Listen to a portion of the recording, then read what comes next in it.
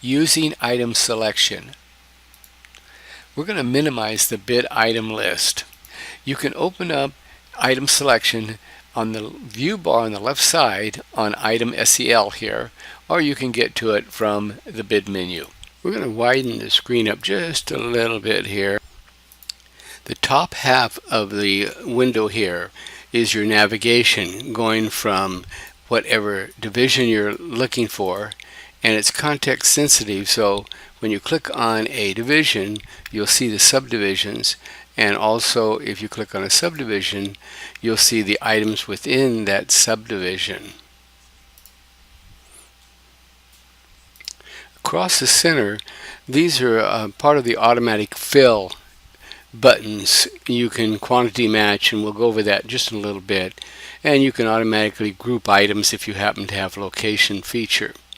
And of course the transfer and find. Find is based on what column is currently active. If I click here you'll see find is divisions. If I click here it's subdivisions, and of course over here the find button will look in this column. The bottom portion is the worksheet area, so when you transfer items down temporarily before you move them to your bid, you can actually add the quantities or do a number of things, change prices and so forth here. Across the bottom is self-explanatory buttons. Move items to the bid, and you will remain here to continue on to a different activity. You can remove a single item, all items. If you are using the question feature, you will be able to answer questions which will automatically fill in quantities for you. And of course we have help and done. When you click the done button, it closes this window and moves any of the items that were in the worksheet area to your bid. If you see an elevator bar, you can use the button here to navigate, or you can use your mouse wheel to navigate on any one of the windows. So the mouse wheel is effective and the elevator bar is there. You also have the ability to move columns around and they will stay there. So if you want the quantity over here, and this goes for any of the columns, you can rearrange them. You can modify the description just for this bid, and you can add a question to an item just for this particular bid. To add items to the worksheet area, the easiest way is to highlight the item you want and double click on it, and it will put it down there. If you want to do multiple items, you can hold the control key down and hit several items and transfer them at once. Or of course you can start with one and hold the shift key down and transfer several of them. I'm going to show you how you remove the items real quick, and we're going to remove all the worksheet items that we just transferred down. All items will show the unit of measure in parentheses. You can see the square foot here.